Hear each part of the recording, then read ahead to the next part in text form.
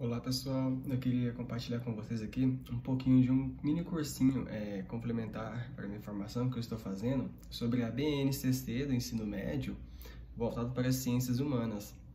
É um curso disponibilizado pela AVAMEC, responsável por oferecer aos graduandos das demais licenciaturas cursinhos extracurriculares que são auxiliares à formação. Isso aqui eu achei particularmente interessante, que é vinculado à BNCC, e à medida que eu for concluindo o curso, quero compartilhar com vocês algumas das informações que eu estou obtendo com esse mini cursinho. Basicamente, ele é voltado para discutir o que é a BNCC e os seus fundamentos pedagógicos, os processos de construção da BNCC, qual a diferença entre a base e o currículo. Esse curso também visa discutir algumas coisas como os fundamentos pedagógicos, que orientam a BNCC, as competências e as habilidades que devem ser desenvolvidas a partir da BNCC, que é a Base Nacional Comum Curricular, caso alguém ainda não saiba, implicações da BNCC na metodologia e no clima escolar. Depois uma partezinha intitulada Como a Base está Organizada, que visa discutir especificidades da organização da BNCC em cada etapa da educação básica. E por fim, a discussão que se coloca é: qual é o desafio posto aos educadores? Essa parte irá discutir a contribuição da Base Nacional Comum Curricular, que é a BNCC, para a qualidade e a equidade na educação. E para quem está aqui e ainda não sabe o que é uma BNCC, basicamente a BNCC, ou Base Nacional Comum Curricular, é um documento que basicamente consta em todas as escolas que são voltadas para a educação fundamental, ou para o ensino médio, ou para a educação de jovens e adultos, que basicamente orienta a forma como essas escolas devem construir os seus currículos escolares. É basicamente uma orientação comum a todas, por isso que chama-se Base Nacional Comum Curricular, acerca de quais conteúdos os professores devem ministrar em sala de aula. Obviamente que existe um certo grau de liberdade do professor, ou seja, ele pode pegar esses conteúdos, ensinar eles em sala de aula, como está previsto, mas ele também tem liberdade para implementar algumas coisas. Caso sobre tempo, ele pode trazer conteúdos extras. Sem falar, cada professor tem um método de exposição dos conteúdos, cada professor escolhe e prioriza que tipo de coisa deve ser abordada ou não em sala de aula, e assim por diante. Mas, basicamente, existe uma grade com temas de aulas que devem obrigatoriamente serem transmitidos pelo professor em sala de aula. Isso vale para as ciências humanas, mas também vale para as ciências biológicas, como é o caso da biologia, vale para as ciências exatas, como é o caso da matemática, e assim por diante.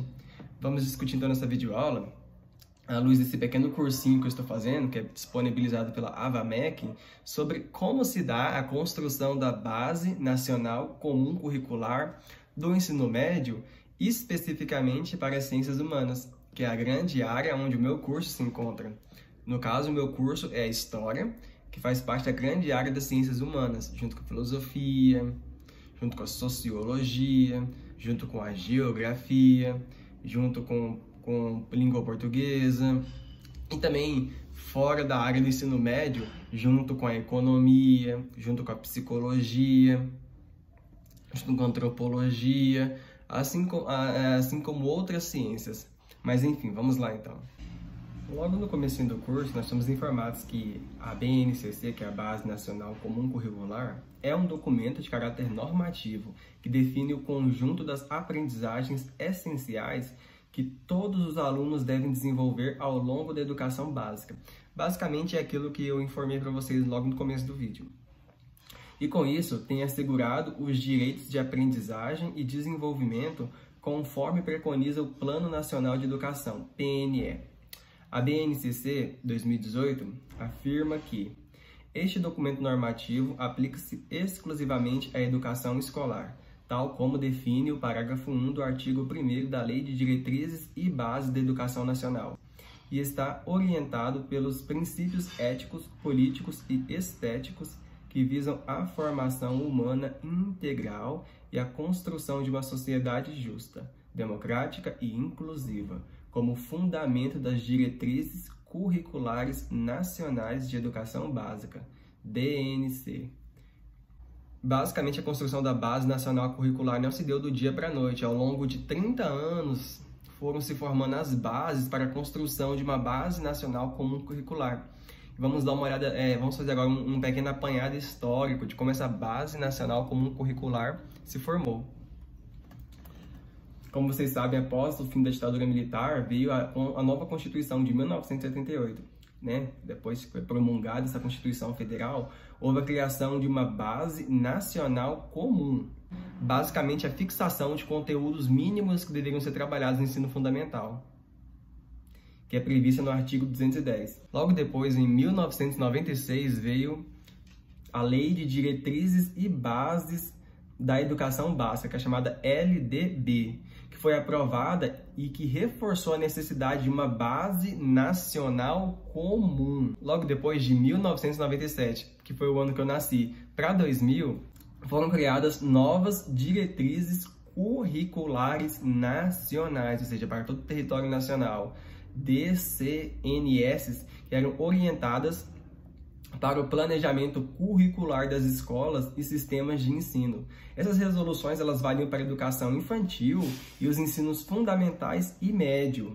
Em 2014, pessoal, veio o chamado Plano Nacional de Educação, o PNE, sob a forma da Lei 13.005 de 2014, em que instituiu o PNE, o Plano Nacional de Educação, que deveria ter vigência de 10 anos. Basicamente, são 20 metas para melhorar a qualidade da educação básica, sendo que 4 delas tratam da Base Nacional Comum Curricular. Foi a partir disso, pessoal, que a Portaria 592, de 17 de junho de 2015, instituiu a Comissão de Especialistas para a elaboração de proposta da BNCC.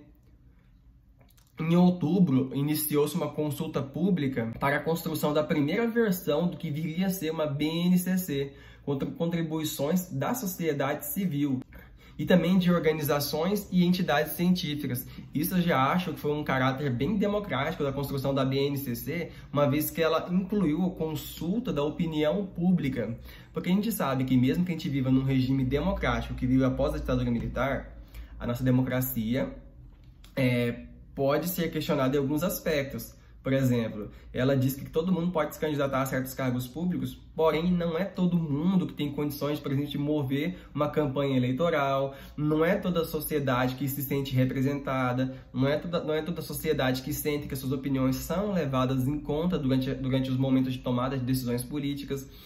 Exatamente por isso, eu acho que esse momento de construção das bases, do que seria uma Base Nacional Comum Curricular, possui alguns caráteres até democráticos nessa Constituição, mesmo que exista um limite desse caráter democrático na construção dessa BNCC. Mais ou menos em meados de 2016, em março mais ou menos, após 12 milhões de contribuições, a primeira versão do documento foi finalizada. E em junho, seminários com professores, gestores e especialistas abertos à participação pública são realizados por todo o Brasil para debater a segunda versão da BNCC. Em agosto, começou a ser redigida a terceira versão, em um processo colaborativo com base na versão 2. Em abril, o MEC entregou a terceira versão da Base Nacional Comum Curricular, BNCC, para o Conselho Nacional de Educação, CNE.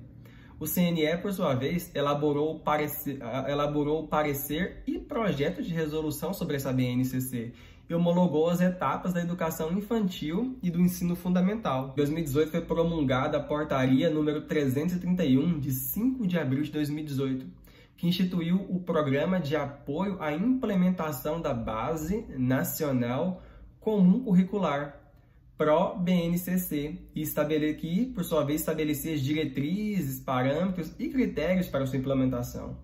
Em 8 de novembro, o Conselho Nacional de Educação, CNE, elaborou o parecer CNE-SEB número 3/2018, com a aprovação da atualização das novas diretrizes curriculares nacionais, DNC, para o ensino médio, como referência nacional para a formulação dos currículos dos sistemas e das redes escolares dos estados, do Distrito Federal e dos municípios e das propostas pedagógicas das instituições escolares, Seu conteúdo também vai contribuir para o alinhamento de outras políticas e ações em âmbito federal, estadual e municipal, referentes à formação de professores, à avaliação, à elaboração de conteúdos educacionais e aos critérios para a oferta de infraestrutura adequada para o pleno desenvolvimento da educação.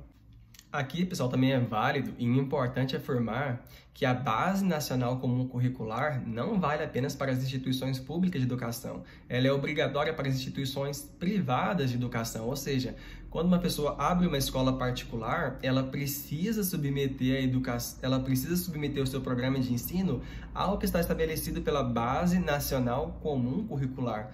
Mesmo que existam algumas variações, não de escola para escola, de escola particular para escola particular, de escola estadual para escola estadual, o que está ali não pode escapar muito da Base Nacional Comum Curricular, que deve ser a mesma para todo o território nacional, para escolas públicas e privadas.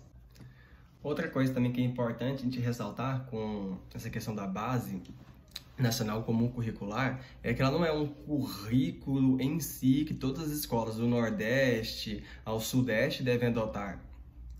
Ela, na verdade, é uma referência para a construção dos currículos. Por quê? Basicamente, ela institui uma espécie de chegada, aonde que todas as escolas, desde o Norte ao Nordeste, ao Centro-Oeste, ao Sudeste do Brasil, devem chegar. Por quê? Basicamente, ela é uma lista de conteúdos que devem ser passados tanto nas escolas do Norte, do Nordeste, do Centro-Oeste, quanto do Sul. Todas essas escolas passam a ter uma referência nacional unificada de conteúdos que devem ser trabalhados em sala de aula. Só que a forma como esses conteúdos vão ser trabalhados, a forma como o currículo vai ser montado, isso aí é de liberdade dos educadores, das escolas, das secretarias municipais de educação.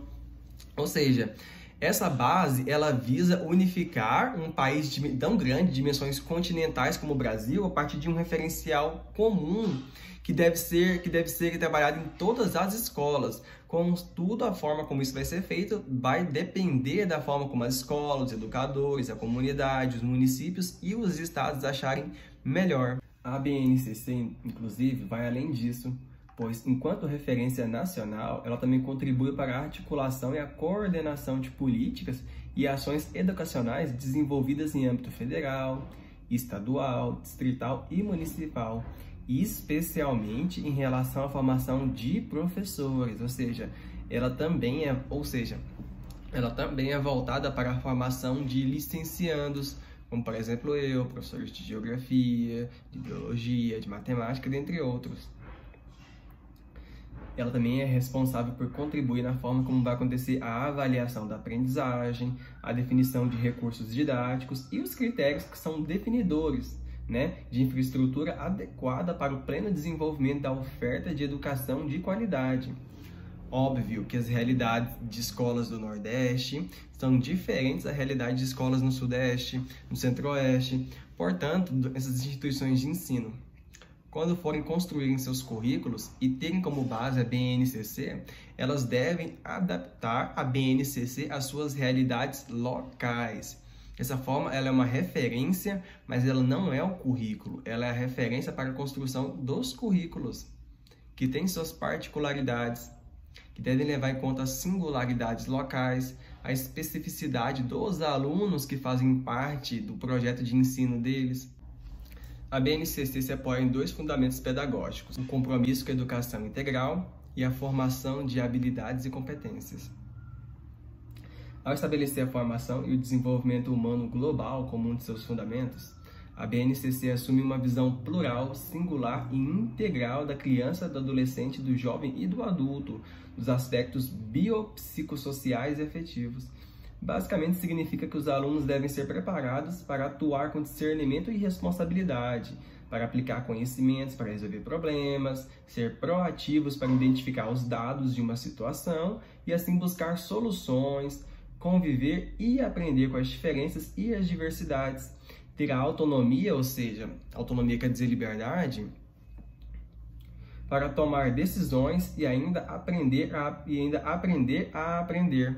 Isso pode parecer estranho, né? Mas a maioria de nós não sabe como estudar, não sabe a forma correta de aprender conteúdos. Inclusive, essa parte me lembra me lembra um livro escrito por uma pedagoga afro-americana chamada Bell Hooks, em que ela fala que a gente não pode confundir construção de conhecimento com mera absorção de grandes números de informações. Muitas vezes, ser exposto a uma avalanche de informações, dados, números, não é a mesma coisa que construir conhecimento. São duas coisas diferentes.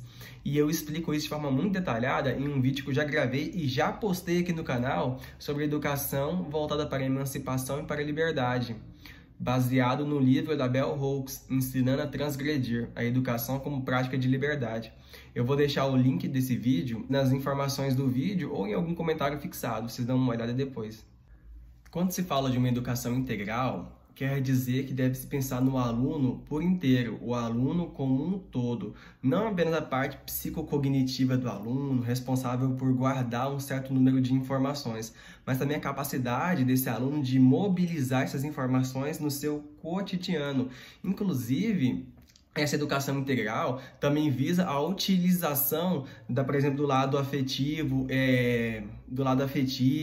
e do interesse do aluno por essa informação, ao passo em que ele enxerga nessa informação algo que é útil para o seu cotidiano. Ou seja, as informações que devem ser utilizadas na escola devem ser interpretadas de forma que façam sentido prático para esse aluno que está sendo formado para ser um cidadão da sociedade.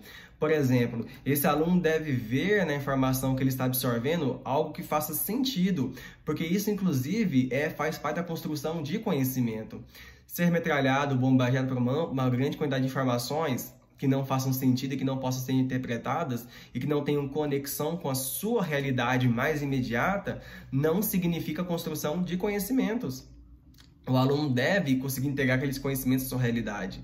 Quando, por exemplo, fazer uma compra, prestação e calcular se essa compra é viável, se é a melhor opção, ele deve enxergar ali os conhecimentos matemáticos.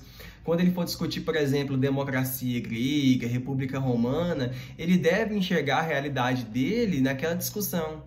Não faz sentido o aluno ser bombardeado, por exemplo, com as roupas que o Luís XIV usava, ou com curiosidades históricas, sei lá, sobre os vikings, se isso não fizer sentido prático para a realidade dele. Se não fizer sentido prático, isso não é informação. Se não fizer sentido prático, isso não é conhecimento, isso é informação. Informação não é a mesma coisa que conhecimento. Ainda nesse aspecto, eu me lembro que a Bell Hooks, no seu livro A Educação como Prática da Liberdade, ela falava que principalmente os alunos da periferia, quando eles não, os alunos da periferia, bombardeados por problemas como a pobreza, o desemprego, às vezes a necessidade de parar de estudar para ter que trabalhar, principalmente com esses alunos, quando eles estavam na escola, com todas as dificuldades, quando eles não conseguiam enxergar um sentido para aquilo que eles estavam aprendendo, as probabilidades deles se desanimarem com os estudos, largarem de vez a escola para ir trabalhar, ou não darem continuidade aos estudos, ou seja, o famoso fenômeno da evasão escolar, essas probabilidades aumentavam. É por isso, inclusive, que a Bell Hooks elogiava, por exemplo, a prática do pedagogo Paulo Freire de pegar aspectos mais imediatos da realidade dos alunos e conhecimentos que esses alunos já tinham em sala de aula.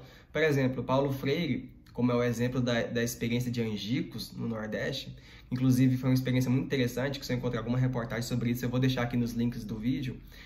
Paulo Freire, por exemplo, ele alfabetizar trabalhadores rurais adultos das regiões mais pobres do Brasil, ele privilegiava utilizar nomes já comuns para essas pessoas, como, por exemplo, tijolo, enxada.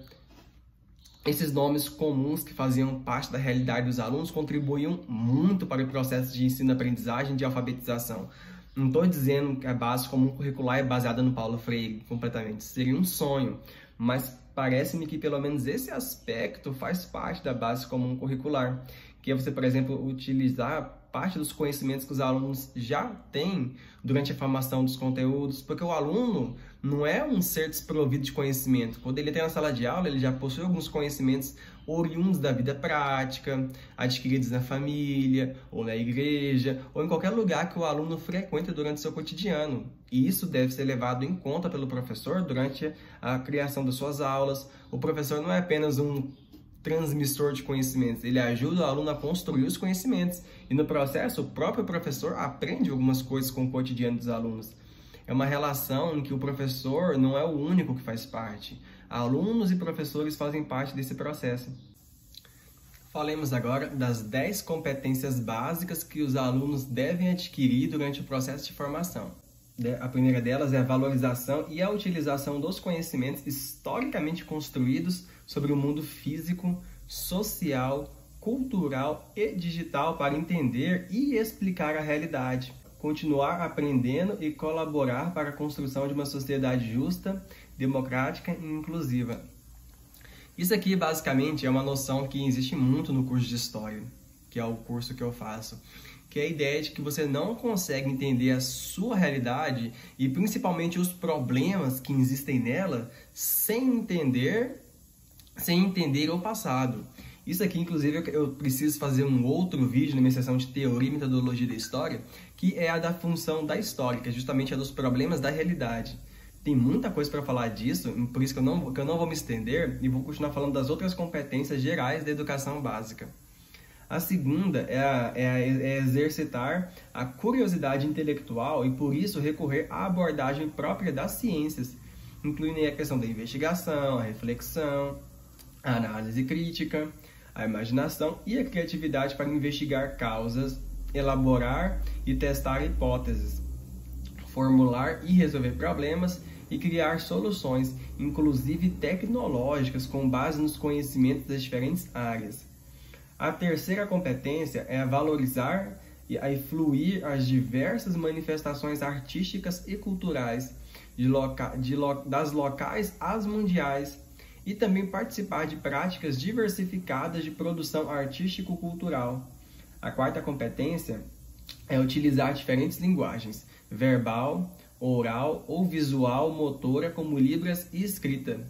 Também tem a corporal, a visual, a sonora e a digital, bem como conhecimentos das linguagens artísticas, matemática e científica para saber se expressar e partilhar informações, experiências, ideias e sentimentos em diferentes contextos e produzir sentimentos que levem ao entendimento mútuo.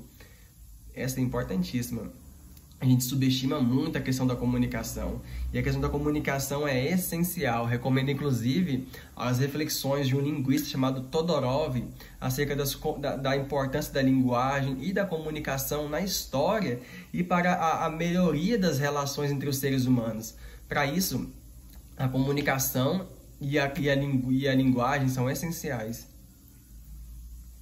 A quinta competência é compreender, utilizar e criar tecnologias digitais de informação e comunicação de forma crítica, significativa, reflexiva e ética nas diversas práticas sociais, incluindo as escolares, para se comunicar, acessar e disseminar informações, produzir conhecimentos, resolver problemas e exercer o protagonismo e a autoria na vida pessoal e coletiva. A sexta competência é valorizar a diversidade de saberes e vivências culturais e apropriar-se dos conhecimentos e experiências que lhe possibilitem entender as relações próprias do mundo do trabalho e fazer escolhas alinhadas ao exercício da cidadania e ao seu projeto de vida, com liberdade, autonomia, consciência crítica e responsabilidade. A sétima competência é argumentar com base em fatos, dados e informações confiáveis para formular, negociar e defender ideias, pontos de vista e decisões comuns que respeitem e promovam os direitos humanos, a consciência socioambiental e o consumo responsável em âmbito local, regional e global, com posicionamento ético em relação ao cuidado de si mesmo, dos outros e do planeta. Essa sétima aqui eu acho importante. O foco nela, por exemplo, teria impedido a disseminação de pessoas que defendem que a Terra é plana, de pessoas que defendem que as crianças não devem se vacinar, ou então de pessoas que defendem que o Estado não pode obrigar os pais a colocarem cadeirinha com cinto de segurança nas crianças pequenas quando elas estão dentro dos carros. Ou seja, isso aqui de ensinar as crianças a argumentarem com base em fatos, dados e informações confiáveis, ela só pode se dar através de um entendimento geral de como se formam os conhecimentos científicos, através de conhecimento geral, de que toda ideia científica é criada com base em uma teoria e uma metodologia por parte dos cientistas. Isso aqui impediria uma série de problemas. Inclusive, seria então importante para impedir o avanço do aquecimento global. Afinal de contas, muitas pessoas ignoram por completo o aviso dos cientistas. Mas enfim, vamos partir agora para a 8ª competência. Conhecer-se, apreciar-se e cuidar de sua saúde física e emocional, compreendendo-se na diversidade humana e reconhecendo suas emoções e as dos outros, com autocrítica e capacidade para lidar com elas. A 9ª competência é a prática de exercitar a empatia, o diálogo e a resolução de conflitos e a cooperação, fazendo-se respeitar e promovendo o respeito aos outros e aos direitos humanos, com acolhimento e valorização da diversidade de indivíduos e de grupos sociais, seus saberes, identidades, culturas e potencialidades, sem preconceito de qualquer natureza. Pessoal, esse 9º ponto aqui, ele fala por si próprio. Ele é basicamente a base para a diminuição de muitos conflitos que existem hoje. Basicamente, muitos conflitos, assassinatos que ocorrem hoje em dia são justamente por conta do não entendimento do outro, do não entendimento da diversidade dos indivíduos. É basicamente não exercitar a empatia, o diálogo e o conhecimento das questões do outro, basicamente são no base do racismo, da misoginia, da homofobia, do assassinato das mulheres, do assassinato de pessoas por conta de suas orientações sexuais, por conta de diferenças religiosas, por conta de diferenças étnico-raciais. Isso aqui, pessoal, é basicamente a base para a construção do bem-estar numa sociedade, para a diminuição dos conflitos, pessoal. E justamente isso aqui é um dos pontos mais atacados por grupos sociais que têm horror a uma educação inclusiva, que tenha como base o conhecimento da diferença dos indivíduos. Isso aqui é basicamente um dos pontos mais atacados, principalmente por grupos reacionários da sociedade, que além de não possuírem conhecimento adequado a respeito da educação, também possuem um certo desinteresse em conhecer essas bases.